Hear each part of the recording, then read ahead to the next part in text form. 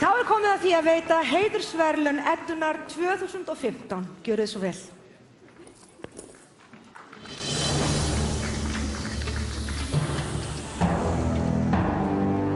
Sjaldan hefur orðatiltækið þennan mann óþarfi að kynna átt eins vel við og heiðursverðlaun að hafa Eddunnar 2015. Við þekkjum hann öll og miklu meira en það. Við eigum hann öll. Ómar Ragnarsson!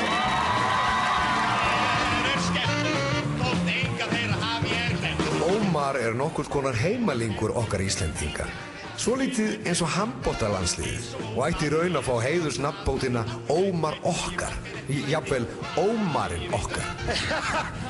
Sigur, það ekki nokkur að lýsa þessu. Ómar byrjaði í bransanum fyrir svo margt löngu síðan að þá hafði hann ennþá hár og braut meðal annars blað í íslenskri sjónvarpssögu með fyrsta íslenska músíkmyndbandinu. Þessi snilld frá 1966, upphafsári íslensks sjónvarps. Ómar hefur ekki látið staðar numið síðan hann tók þessi dansspor og hefur verið stöðugt að. Ekki bara sem fréttamaður, skemmtikraftur, rithöfundur, flugmaður, lagarsmiður og baráttumaður fyrir verndun náttúru og menningar. Þetta líka sem mikilvirkur framleiðandi, leikari, rallyökumaður og jafnvel veðurfréttamaður. Ekkert honum óviðkomandi eða ofviða. Áhrifa Ómars gætir víða og á óvæntustu stöðum. Meðal annars hafa börnin hans mörg hver ákveðið að feta í fótspor hans.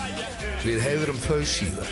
Í kvöld það hann Ómar Þorfinnur Ragnarsson, Íslands eina von, eins og segir í laginu með Pólapöll. Jú, það hann Ómar Þorfinnur Ragnarsson, Ómar Ragnarsson.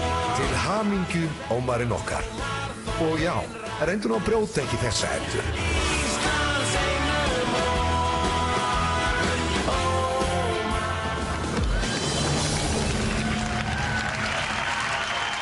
Og til að afhenda heiðursverðlaun Eddunnar, forseti Íslands, Ólafur Ragnar Grímsson.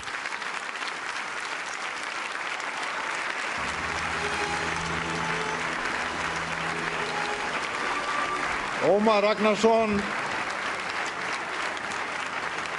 það óþarfi að hafa nokkur orð, en ég kem hér í kvöld til að færa þér fyrir hönd okkar allra þakkir. Það í raun og veru ekki hægt að segja neitt annað Ómar eftir meira en hálfa öld en hneigja sig og segja þökk. Megum við áfram eiga þig sem hugsjónamann, baráttumann, skemmtikraft, sjónvarpsmann, fréttamann, mann sem svo samgróinn sálu okkar Íslendinga að hvort sem hann í fylgd lögreglu eða einn á sviðinu eða í flugvél, þá hann alltaf, eins og sagt var hér áðan, Ómar okkar. Og áður en hann kemur inn, þá langar mig að segja ykkur frá því þegar ég sá hann fyrst. Hann var á salnum í Menntaskólanum í Reykjavík, hann var ennþá í skólanum og það var virðuleg samkoma og Nóbelsskáldið var heiðursgestur, Halldór Laxness. Og Ómar steig á svið og það eina kvöldið í bókmenntasögu 20. aldarinnar sem Nóbelsskáldið veltist af hlátri. Og þá skynjuðum við öll að það var snillingur fæddur, það var ekki Halldór Laxness, það var Ómar Ragnarsson. Gjörðu svo vel.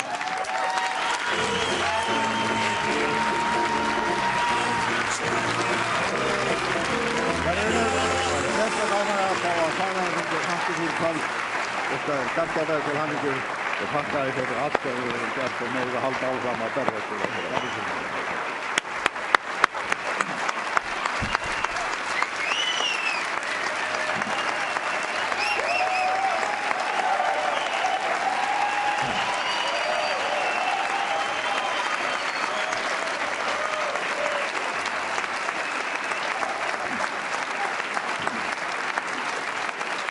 Forseti Íslands, akademía, gott fólk.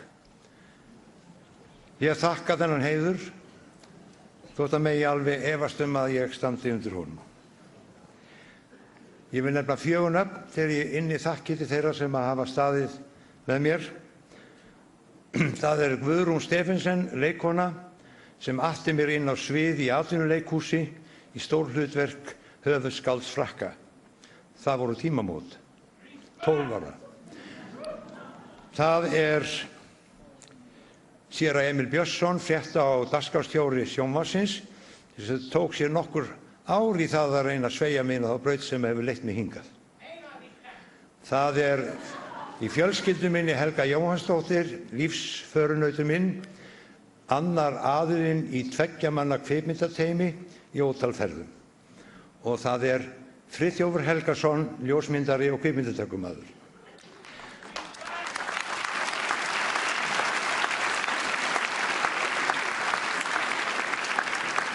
Þegar það hringdi í mig og ég beðið að koma hingað, þá sagði ég á nú ekki mikla möguleika á því að ég búinn að lofa að skemmta með Þorgeiri Ástvaldssyni og Ragnari Bjarnasyni í salnum bæði í kvöld og á morgun. Og þá kom þetta svar og ég sagði, getið ekki fundið einhvern annan? Og þá kom þetta svar, nei, við erum búin að ákveða að reyna að ljúka þessu af núna. Svo ég sagði, nei, hvað segið þið? Þið búin að fatta það saman og ég þurfti að verða meiri 70 ára til þess að fatta að því lengur sem maður lifir því meiri líkur á maður drepist. Og að því nú komin á það fluga þá og var að minnast á börnin mín áðan þá náttúrulega maður hugsa það þegar ég sný tánum upp þá sannast þið gamla orðtak að sjaldan fellur eikin langt frá eplunum. Þegar ég horfi inn í salinn þá erum við fólk sem hefum tekið okkur ákveðið hlutverk af hugsjón. Og ég var svo lánsamur að fá að tala í sjónvarpi við Walter Cronkite, bandaríska sjónvarpsmanninn, og leggja fyrir hann aðeins eina spurningu fjórða valdið, fjölmiðlunina. Og ég spurði hann, þetta vald orðið of mikið í nútíma þjóðfélagi? Og hann svaraði afdráttarlaust, nei.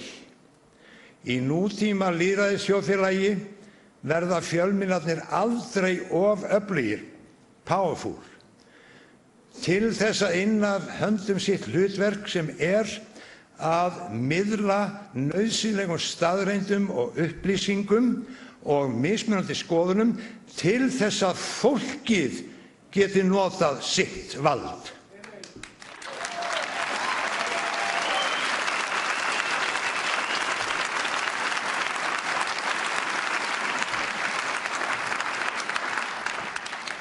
Læknarnir með Hippókrates, við með einhvern slíkan? Það vill svo til að fyrir 2000 árum var slíkur maður uppi sem ég tel vera mesta og öflugasta fjölmiðlamann allra tíma miðað við það sem hann hafði í höndunum. Hann hafði bara líkama sinn, tjáningu, útgeislun en fyrst og fremst boðskap og skilaboð. Hann stóð fyrir tæpum 2000 árum fyrir framan dómara sinn á ögurstundu. Og dómarinn spurði, hvað þú eiginlega að gera hér? Og hann svaraði, sakborningurinn, til þess ég í heiminn kominn að bera sannleikanum vitni og þá kom follow-up spurning eða eftirfylgni spurning. Hvað sannleikur? Fyrir framan slíka fyrirmynd að þá finnur maður fyrir vanmætti sínum og smæð. Maður fær í hnén. Eins og sagt stundum konur í ákveðnu hugarástandi. En maður getur líka litið til himins og sagt þakka þér fyrir að gefa mér lífdagana svona marga, hvern og einn. Alla þessa lífdaga. Því að því lengur sem maður lifir, því fleiri tækifæri hefur maður til þess að gera ykkur vitleysu og axlarsköð.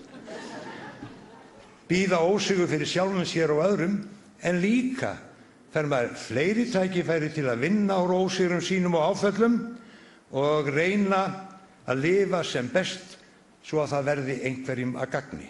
Og að lokum bara þetta tvennt. Skáldið Snorri Hjaltason, land, þjóð og tunga, þrenning, sönn og ein, þér var ég gefin barn við móður kné. Ég lék hjá þér við læk og blóm og stein. Þú leiddir mig í orðs þíns háu vé. Og hitt, Mestu verðmæti Íslands eru mannauðurinn og einstæð náttúra sem okkur hefur verið falið að varðveita með að land byggist fyrir afkomendur okkar og mannkyn allt.